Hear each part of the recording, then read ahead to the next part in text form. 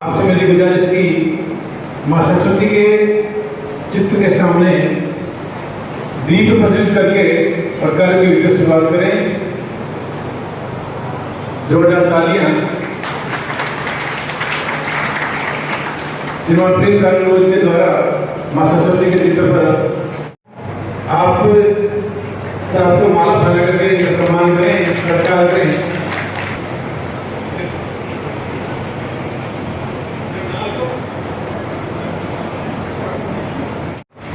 बाल सुरक्षा, बाल संरक्षण और प्रतिभा सम्मान समारोह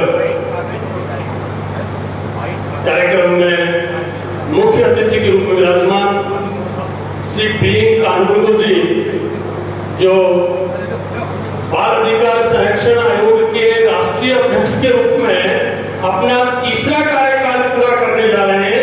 ये एक बहुत बड़ी बात है। आपके कृतित्व और व्यक्तित्व को मैं नमन करता हूं कि राष्ट्र के माननीय प्रधानमंत्री जी ने आपको लगातार 3 बार यह अवसर प्रदान किया। इस कार्यक्रम के संयोजक शिवराज सिंह शेखावत, नगर पालिका के अध्यक्ष रामोतार जी, विशिष्ट अतिथि के रूप में विराजमान श्री धर्मेंद्र जी भंडारी, सामने उपस्थित एसडीएम साहिबा और बुढ़ागढ़ जी के सभी गणमान्य विशिष्टजन,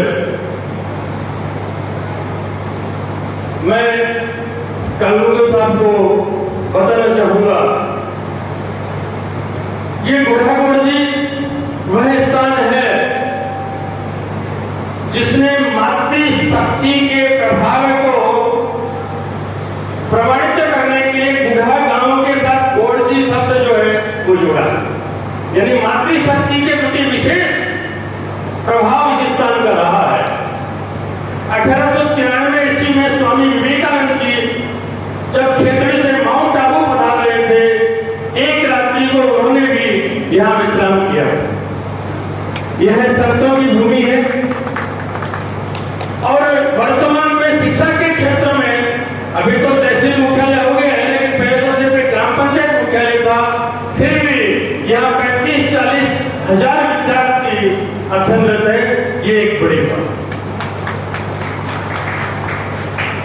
बाल सुरक्षा की हम बात करें, बाल संरक्षण की हम बात करें, तो उसका एक बहुत बड़ा आयाम बच्चों को नशा से दूर रखना या बाल नशा मुक्ति हमारे सामने आता है। जब से हमारी संयुक्त परिवार प्रणाली का विखंडन हुआ, संस्कारों में कमी आई और उनके जो दुष्प्रभाव सामने आए, उनमें एक बड़ा दुष्प्रभाव बच्चों का नशे की तरफ जाना भी है और इसका प्रभाव हम आज देख रहे हैं।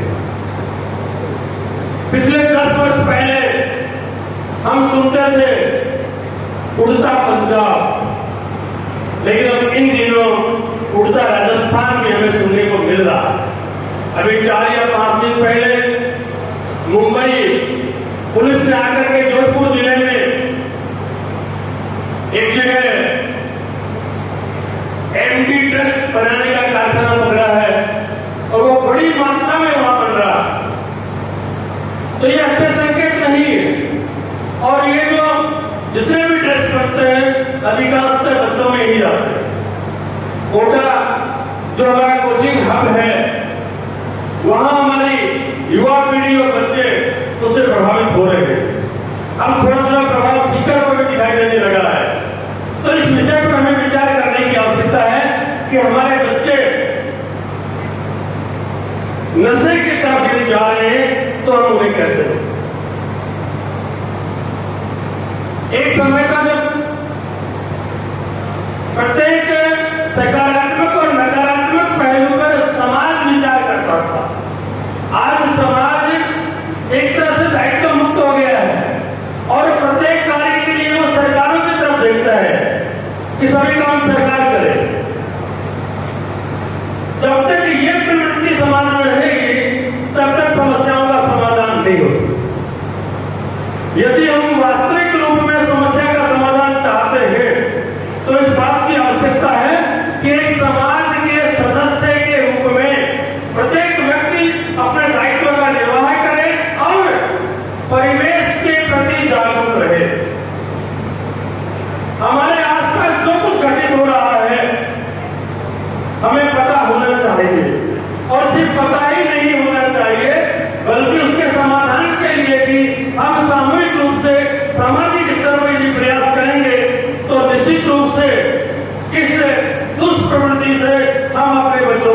बचा पाएंगे। मैं क्योंकि आपको मुख्य वक्ताओं को सुनना है, मैं अधिक बात नहीं कह करके एक बार पुनः और हरे हुए अतिथियों का बहुत बहुत स्वागत और अभिनंदन करते हुए और अपनी बात को विराम। जी की वे प्रतिभाएं जिन्होंने science, agriculture, M Kumar Dwarka Prasad, Sania Mahij memento ग्रहण करेंगे और सर्टिफिकेट यहाँ टेबल से आप प्राप्त करेंगे।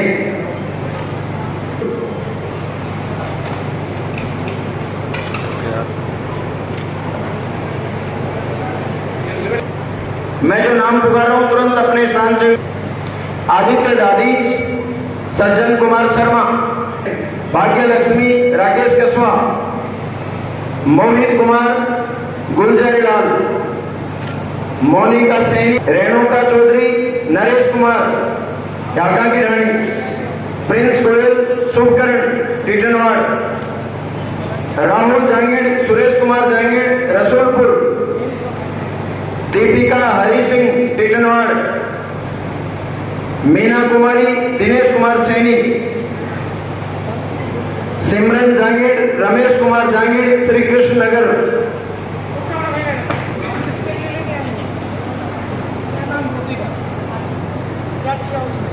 सचिन मोखरिया, तेजपाल मोखरिया कारी, सर्राफ, मुकेश सर्राफ। मैं जो नाम पुकार रहा हूं तुरंत मंच पर पहुंचे और अपना सम्मान ग्रहण करें। तेजेश अशोक कुमार, अनीसा गोपाल सिंह गुड़ागुड़ जी, नेपाल जाखल,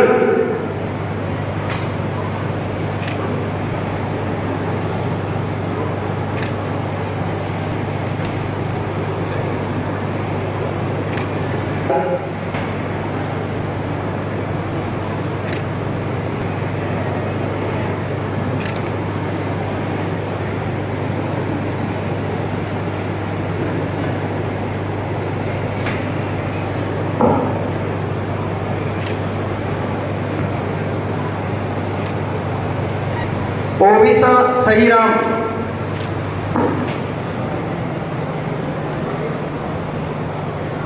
सुमित महेंद्र, आशीष शर्मा, मनीष सर्राफ, घनश्याम सर्राफ, धीमा,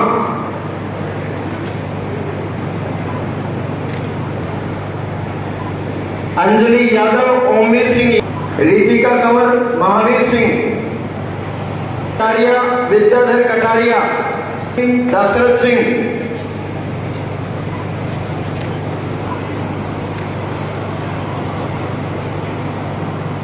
ये बाकी है पूनम कुमारी, महेंद्र कुमार, गौरव गोठवाल, नेहा जांगीड़, पवन कुमार जांगीड़। गुड़ागुड़ जी की वे प्रतिभाएं जिन्होंने मैं 90% या उससे अधिक राष्ट्रीय अध्यक्ष श्री प्रियंक कानूनगो जी के द्वारा सम्मानित होने का अवसर तेज अध्ययन कर रहे हैं। उनके अभिभावक यहाँ पहुंचे हुए हैं, वे सम्मान ग्रहण करें। अंकित कुमार फूलाराम, विक्रम डिग्रवाल, मनीराम डिग्रवाल, नंगली दी, गुलाम रसूल गुड़ागुड़ जी, दिव्यांशी कंवर, रोहिता सिंह गुड़ागुड़ जी, आदित्य सिंह, गुंजन राठौड़, विजय सिंह राठौड़, कुमार रामजीलाल, रौनक कुमावत, महेंद्र कुमावत,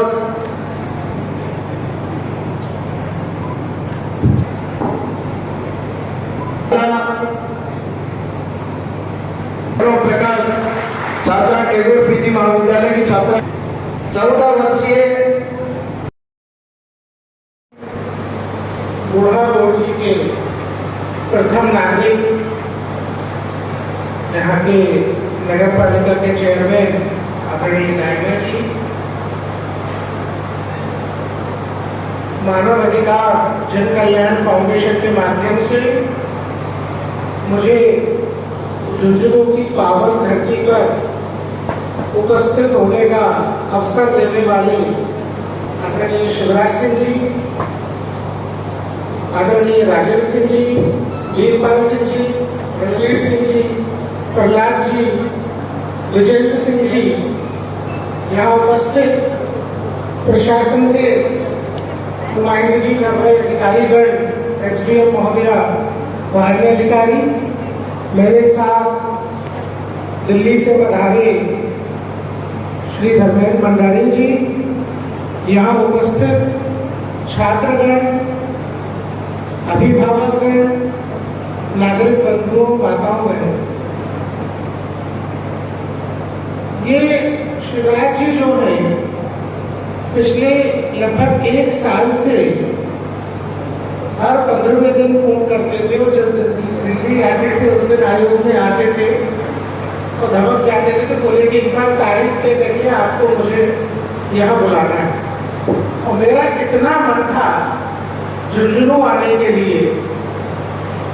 हम लोगों ने जो राजस्थान के बाहर के हैं, झुंझुनू के बाहर के हैं, उन्होंने झुंझुनू की ख्याति बहुत सुन रखी है और खासतौर पे इसलिए सुन रखी है कि झुंझुनू की धरती वीरों को जन्म देने वाली धरती है।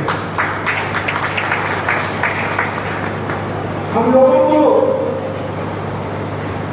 ये सोचकर भी रोम रोम हर्ष से उल्लासित होता है, मन में रोमांच आता है कि ऐसी धरती को जाकर एक बार प्रणाम करना चाहिए जिसके गांव गांव ढाणी ढाणी से ऐसे सपूत पैदा हुए हैं जिन्होंने भारत माता की शान की रक्षा के लिए अपने बलिदान दिए। झुंझुनू का नाम यहाँ के समृद्ध व्यापारियों के लिए भी जाना जाता है।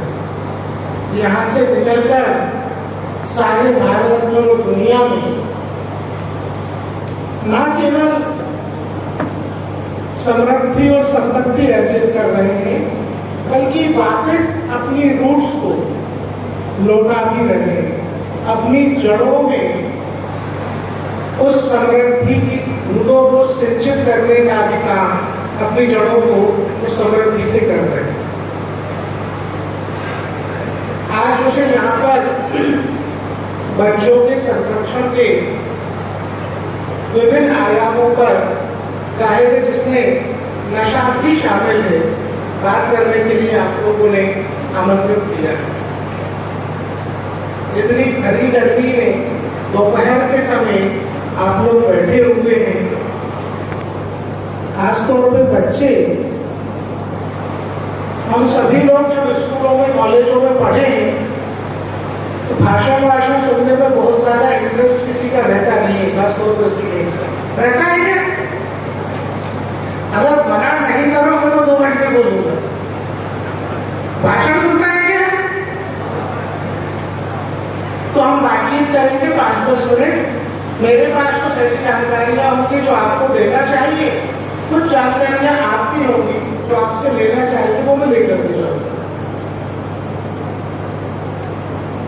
नशे की लत के साथ साथ एक और लत है जो उससे भी ज्यादा खतरनाक हो गई है। बताइए कौन सी लत है? बच्चों में से कोई बताएगा? इधर लड़कियों में से कोई बताएगा दूसरी लत क्या की है? और मोबाइल पर भी आएगी। मतलब हम सब इतने समझदार हैं, उसके बाद भी अभी कोई वो मेरे पहले बोल रहे थे कि सरकार शराब बेचती है तो हम पीते हैं, ऐसे शराबी कहते हैं। तो बच्चे को पता है कि सोशल मीडिया के अंदर शराब से बुरी है, लेकिन अच्छा बताओ किसका इंस्टाग्राम पर अकाउंट है? बड़ों में से बता दीजिए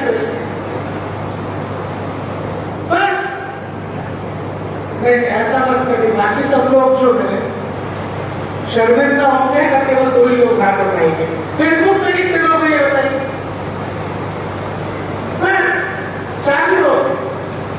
तो वो सोशल मीडिया चलाने वाली कंपनीज यहाँ आ जाएंगी भैया अपना प्रसार करने के लिए, अगर आप लोग बताओगे नहीं तो। बच्चों में कितने लोग हैं इंस्टाग्राम पे,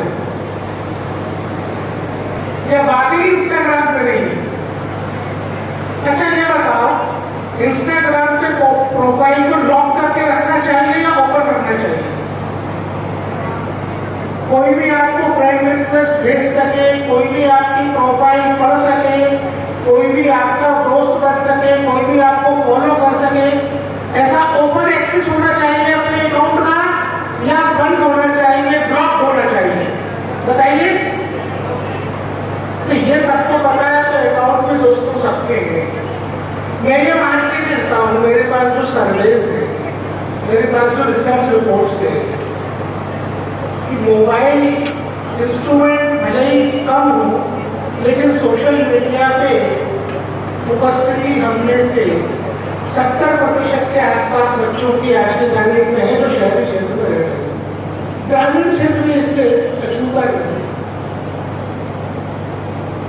अच्छा एक बात बताइए, आप में से जो माता पिता बच्चों के बैठे हुए हैं, आपके बच्चे घर से कोचिंग जाते हैं, घर से स्कूल जाते हैं, खेल मैदान में जाते होंगे, फिजिकल ट्रेनिंग के लिए जाते होंगे, झुंझुनू है तो आपको पता होता है किसके साथ में? क्या आप लोग कभी पूछते हैं कि बेटा आपका या बेटी आपकी स्कूल किसके साथ जाता है, कौन उसके दोस्त है? पता होता है, नहीं पता होता है? कभी ऐसा होता है कि घर पहुंचने में 15-20 मिनट, आधा घंटा, 1 घंटा की देरी हो गई, अंधेरा हो गया, तो घर से फोन आता है, आपका फोन बंद होता है, तो आपके दोस्तों सहेलियों के पास फोन जाता है नहीं जाता है? जाता है? या माता पिता को चिंता ही नहीं आया तो नहीं आया, आया तो है। आप लोग फोन करते हैं, बच्चों के दोस्तों को कभी नहीं करते? क्या आप लोगों को पता है आपके बच्चों की दोस्ती किससे है?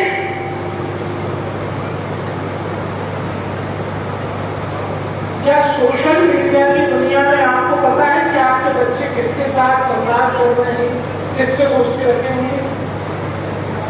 आप में से जो बड़े लोग हैं, जो सोशल मीडिया पे, फेसबुक पे, इंस्टाग्राम पे, ट्विटर पे, क्या कभी अपने बच्चों को बताते हैं कि आप फेसबुक पे क्या एक्टिविटीज करते हैं? क्या आपके दोस्त आपके अकाउंट्स को एक्सेस, आपके बच्चे आपके अकाउंट्स को एक्सेस कर पाते हैं, कभी देख पाते हैं कि आपकी क्या एक्टिविटीज है? मुझे लगता है बच्चे बड़े सबने तय कर रखा है कि बोलना तो है ही नहीं, आज तो केवल सुनना है और 10-5 मिनट में यहाँ से निकल लेना। अच्छा तो 2-3 काम कर लीजिए, सोशल मीडिया खूब चलाइए, अकाउंट जो है अपना ब्लॉक करके रखिए, ओपन एक्सेस मत रखिए। अभी मध्य प्रदेश की कल की एक घटना है, 2 दिन पहले आदिवासी अंचल में इंस्टाग्राम के माध्यम से नाबालिग लड़कियों से दोस्तियां की गई और लड़की बनकर दोस्ती की गई। इस तरीके के सॉफ्टवेयर आ गए हैं जो वॉइस चेंज कर देते हैं। जब सामने वाला बात करता है तो लड़कियों को लगा कि हमारी इंस्टाग्राम पर जो सहेली बनी है वही हमसे बात कर रही है। इंटरनेट की कॉल किए जाते हैं और उसके बाद उन लड़कियों को मिलने बुलाया गया और वहां पता चलता था कि ये कॉल करने वाली लड़कियां नहीं थी, ये अपराधी आदमी थे और वहां पे उनके साथ शारीरिक शोषण किया गया। अभी तक 7 बच्चियों के नाम आए हैं जिनका शारीरिक शोषण इस तरीके से किया गया। दोस्तों सोशल मीडिया की दुनिया बहुत खतरनाक है। हमने कई मामलों में बच्चों को रेस्क्यू किया और जब रेस्क्यू किया तो पता चला कि केवल इंटरनेट पर हुई बातचीत के आधार पर जो है, खासतौर पे एडोलेसेंट एज की लड़कियों को अब ट्रैफिक करने पिटने पर या अपराधी ऐसे बंदूक कट्टा उड़ा करके उठाने नहीं आता, मुंह पे कपड़ा बांध के अपराधी अपहरण करने नहीं आता। अपराधी सोशल मीडिया पे अपना लाइफ नहीं लेता। एक लड़की को उसको रील बनाने का शौक था। रील देखते हो आप लोग? सब देखते हैं रील। उस लड़की को रील, उसको इंस्टाग्राम में किसी ने कांटेक्ट किया और बोला कि मैं म्यूजिक डायरेक्टर हूँ, तुमको एक एल्बम में काम दूंगा, तुम बम्बई आ जाओ।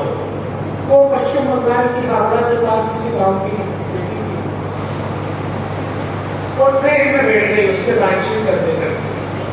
2-4 महीने उसको एल्यूर किया, लालच दिया। जब ट्रेन में बैठ गई, उसके घंटे भर बाद वो आदमी उसको मिला, तब पता चला ये 25 साल का 21 साल का नौजवान नहीं है, ये 55 साल का एक आदमी है जो पेशेगत रूप से लड़कियों की तस्करी करने का काम करता है। वो लड़की थोड़ी समझदार थी, बुद्धिमान थी, मौका लगते ही उसने चाइल्ड लाइन को फोन कर दिया। हम लोग उसको अगले दिन सवेरे रेस्क्यू कर पाए, लेकिन जिन बच्चों को हम रेस्क्यू कर पाते हैं वो अभी भी 10% से कम है। हजारों लड़के लड़कियां ऐसे ही गायब हो जाते हैं। और ये सोशल मीडिया के अकाउंट्स जो हैं, अपराधियों के काम करने का नया मॉडस ऑपरेंडाई है।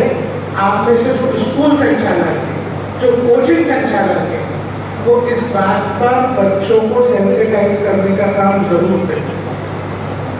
आपके नगर में जैसा मुझे अवगत कराया कि बहुत से बच्चे गांव से आके रहते हैं, बाहर से आके रहते हैं, ऐसे में वो बच्चे और भी ज्यादा वल्नरेबल हो जाते हैं। इसलिए उनसे परिवारों को भी इंकरेज करने की बात करते हैं।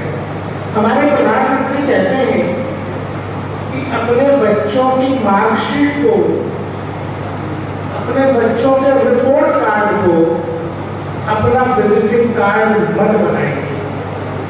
आपके बच्चे जिस भी क्षेत्र में काम कर रहे हैं वो अच्छे से करें, उनको मुक्त छोड़िए, अपनी आकांक्षाओं का दबाव उन पर मत करिए। आप डॉक्टर नहीं बन पाए, आप इंजीनियर नहीं बन पाए, आप वकील नहीं बन पाए, आप अपने जीवन में कुछ और अच्छा कर रहे हैं, अपने बच्चों को अच्छी पालन पोषण दे रहे हैं, शिक्षा के अवसर मुहैया करा रहे हैं, आप देश के भविष्य को करने में मदद कर रहे हैं। ऐसे में जो आपके मन की आकांक्षाएं हैं उनका बोझ ऊपर पड़ता है। ये कोचिंग वालों को भी खास तौर पर ध्यान रखना है। अभी मेरा परिचय किसी से कराया संचालक महोदय ने, उन्होंने बोले छुट्टी के दिन भी क्लास लेते हैं। मैं सबसे नाराज हूँ छुट्टी के दिन क्लास लेने वाली बात है। छुट्टी के दिन कोई क्लास नहीं होनी चाहिए, और जो छुट्टी के दिन क्लास लेता है वो पापी है। तो भले ही आप में से कितने कोचिंग वालों को बुरा लगता है, छुट्टी के दिन क्लास नहीं होना चाहिए। ये बच्चों के अधिकारों का हनन है। आप फैक्ट्री थोड़ी चला रहे हैं कि प्रोडक्शन बढ़ाएंगे और छुट्टी के दिन भी काम करेंगे। ये बच्चे हुए, इनको अगर आप अच्छा इंसान नहीं बना पाए तो डॉक्टर इंजीनियर बनाना, नीट निकलवाना, IIT में पहुंचाना सब बेकार। एक वो डॉक्टर कि मरीज तड़प के दम तोड़ दे लेकिन पैसा ना होने पे इलाज ना करे, मरीज की मौत हो जाए तो लाश को रिलीज ना करे, ऐसे मामले हमें सुनने में आते हैं, अखबारों पढ़ने में आते हैं। क्या आप में से कोई जिम्मेदारी लेगा कि ऐसे डॉक्टर को भी मैंने अपनी कोचिंग में पढ़ाने तैयार नहीं देता? एक शिक्षक अगर कोरोना की जागरूकता फैला रहा है, एक चिकित्सक अगर गरीबों को मदद कर रहा है, मानव सेवा का काम कर रहा है, तो आप लोगों की छाती चौड़ी होती है, आप खुश होते हैं कि मेरा कल्याण होते नहीं होते। ऐसे अमानवीय कृत्य करने वालों की जिम्मेदारी भी आप पर होती है। अगर हम उनको अच्छा इंसान नहीं बनाएंगे तो अच्छा प्रोफेशनल आप नहीं बना सकते। इसलिए उनको उनकी छुट्टी एंजॉय करनी है। अपने यहाँ काउंसलर के पद सृजित करिए, स्कूलों में काउंसलर रखिए, कोचिंग्स में बच्चों को स्पेस दीजिए, बात करिए उनसे, पढ़ाई की बात के अलावा बात करिए। हमारी कोचिंग कम्युनिटी, हमारी बिजनेस कम्युनिटी कोटा का नाम बड़ी शान से लेती है, नहीं लेती। मानव सभ्यता का इतिहास जब लिखा जाएगा ना आज के दौर में, आपने कलम में छुपा नहीं पाओगे कि बस साल में 100 बच्चों को छुपा पाओगे क्या बता। हमने राजस्थान की धरती से अनेकों वीर सपूतों की गाथाएं सुनी। हमने इस देश में उनको भी कभी नहीं बुलाया जिन्होंने धोखा दिया। बुलाया क्या? वो जिन्होंने युद्ध में पीठ दिखाई, वो जिन्होंने महाराणा के साथ धोखा किया, क्या हम लोगों ने बुला दिया? हम सबको याद रखते हैं ना, जितना पृथ्वीराज चौहान को याद करते हैं उतना जयचंद को भी याद करते हैं कि नहीं करते? तो ये दाग भी हमारे माथे पे आने वाली दुनिया देखेगी कि हम सुसाइड की फैक्ट्री भी चला रहे हैं। मैंने कई बार वहां दौरे किए और बहुत सुधार करने की कोशिश की। आप सब जानते हैं कि क्या कारण है। हम आज कारणों पर बात नहीं करेंगे। हाँ, नशे की समस्या के कारण भी पूरा खासा बदनाम हो चुका है और उसके पीछे जो मनोवैज्ञानिक स्थितियां बच्चों के साथ हैं, हमको उनको ठीक करने के मन से काम करना है। आप सोचिए हम कहाँ आ गए कि भारत सरकार को कोचिंग संस्थानों को रेगुलेट करने के लिए गाइडलाइन बनानी पड़ी। आप लोग कृपया करके उन गाइडलाइंस का अध्ययन करिए, उनको अपने इम्प्लीमेंट करें। सबसे पहला और जरूरी काम किया, 16 साल से छोटे बच्चों को रेसिडेंशियल इंजीनियर मत पढ़ाएं, बिल्कुल मत पढ़ाएं। बच्चों के साथ लिटरली हम उनके पलड़े पोषण होने का अधिकार उनसे छीन लिया और फिर कह रहे हैं कि बच्चे नशे में जा रहे हैं, बच्चे कोई बात नहीं करते, कहना नहीं मानते। ठीक है, आप में से बहुत लोग घर में छोटे बच्चे होंगे, 2 साल के, 3 साल के, 1.5 साल के, किसी के घर में है छोटे बच्चे, भतीजे भतीजी, छोटे भाई बहन हैं। आजकल उसको खाना खिलाने के लिए मोबाइल पकड़ाया जा रहा है, नहीं पकड़ाया जा रहा। अब इसमें न्यूक्लियर फैमिली, ये संयुक्त परिवार कहां दूषित हो गया। हम खुद अपने बच्चे को खाना खिलाने के लिए मोबाइल पकड़ा दे रहे हैं। पकड़ाना चाहिए या नहीं पकड़ाना चाहिए बताइए? आज से इस बारे में बात करना शुरू करेंगे, नहीं करेंगे? आप सुधार एक दिन में नहीं कर सकते, लेकिन इस बारे में बात करिए। सुधार करने जाएंगे घर में झगड़ा हो जाएगा, झगड़ा बिल्कुल मत करिए, लेकिन घर में इस बारे में बात करिए कि बच्चों की आंखों का रेटिना छोटा हो रहा है, उनकी आंखों की शक्ति कमजोर हो रही है। दुनिया भर की रिसर्च आई है, स्क्रीन टाइम कम करना है। हम 1.5 साल के बच्चे को मोबाइल अरे वो तो पकड़ेंगे, आप दीजिए ना, वो ले लेगा। अब आपको तय करना है कि आपके मन का सुकून इसमें। अच्छा एक बात देखो, संपन्न लोगों की विद्यार्थी है, उनका रिपोर्ट कार्ड देखकर पालते रहोगे तो बच्चे अगर आपके बुढ़ापे